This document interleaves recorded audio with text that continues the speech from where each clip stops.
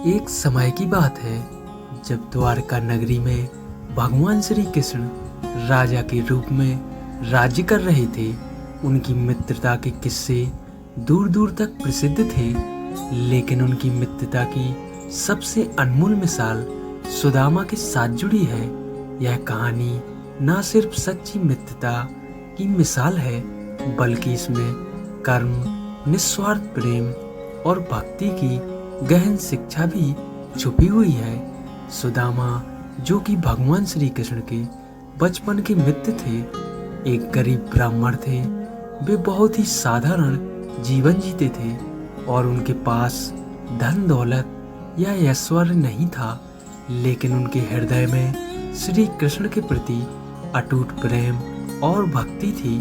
सुदामा का जीवन कठिनाइयों से भरा था, लेकिन उन्होंने कभी भी भगवान से कुछ नहीं मांगा। वे अपने भाग्य और अपनी स्थिति से संतुष्ट थे। एक दिन सुदामा की पत्नी ने उनसे कहा कि स्वामी, आपके मित्र श्री कृष्ण अब द्वारका के राजा हैं। यदि आप उनके पास जाते हैं तो शायद वे आपकी सहायता कर सके। हमारी स्थिति दिन प्रतिदिन कठिन होती जा रही है। आप उनसे कुछ सहायता मांगिए। सुदामा ने पहले तो मना कर दिया, क्योंकि वे नहीं चाहते थे कि उनकी मित्रता में स्वार्थ आ जाए। लेकिन पत्नी के आग्रह पर वे द्वारका जाने को तैयार हो गए।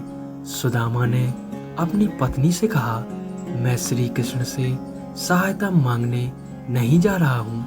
मैं तो बस अपने प्रिय मित्र से मिलने जा रहा हूँ। अगर उन्होंने कुछ दिया तो वह उनकी कृपा होगी। सुदामा द्वारका के लिए निकल पड़े। उनके पास श्री कृष्ण को देने के लिए कुछ भी नहीं था, लेकिन फिर भी उनकी पत्नी ने कुछ चिवड़े रख दिए एक कपड़े में बांधकर, ताकि श्री कृष्ण को उपहार के रूप में दे सकें। सुदामा ने वह चिवड़े अपने झोले में रख लिए और द्वारका की ओर चल पड़े। द्वारका पहुंचने पर सुदामा को महल में प्रवेश करने से पहले द्वारपालों ने रोक लिया। उन्हें यकीन नहीं हुआ ये सुदामा, जो इतने साधारण और गरीब दिख रहे हैं, श्री कृष्ण के मित्र हो सकते हैं। लेकिन सुदामा ने अपने मित्र का नाम लिया और आगमन का संदेश भेजा। जब श्री कृष्ण ने सुना कि उनके बाल सखा सुदामा आए हैं, तो वे तुरंत दौड़ते हुए महल के द्वार पर पहुंचे और सुदामा को गले लगा लिया। उनकी आंखों में आंसू आ गए थे और अपने प्रिय मित्र से इतने बरसों बाद मिलकर अत्यंत प्रसन्न थे। श्री कृष्ण ने सुदामा को महल में लाकर उनका स्वागत किया, उन्हें स्नान कराया और स्वयं अपने हाथों से उनके पैर धोए। श्री कृष्ण ने सुदामा से उनकी स्थिति पूछी, लेकिन सुदामा ने अपनी गरीबी का कोई जिक्र नहीं किया। वे अपने मित्र से मिलकर ही संतुष्ट हो गए थे। जब श्री कृष्ण ने सुदामा के झोले में बंधे चिवड़े देखे, तो वे प्रेम और आदर के साथ उसे ग्रहण किया और खाया। सुदामा ने संकोच करते हुए वह चिवड़े कृष्ण को दिए, लेकिन कृष्ण ने उसे सबसे अनमोल उपहार समझकर स्वीकार कर लिया।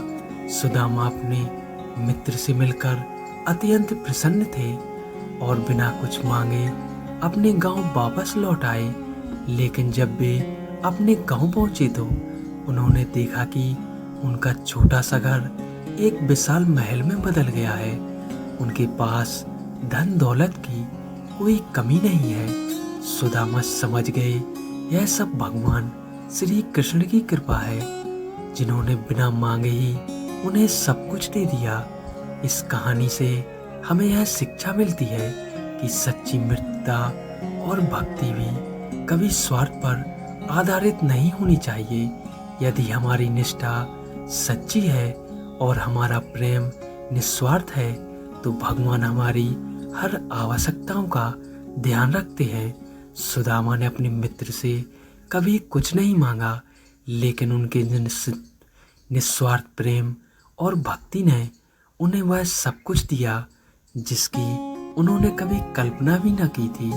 दोस्तों, यह छोटी सी स्टोरी आपको कैसी लगी कमेंट में हमें ज़रूर बताएं और एक प्यारा सा कमेंट ज़रूर करें और वीडियो को लाइक और चैनल को सब्सक्राइब ज़रूर करें।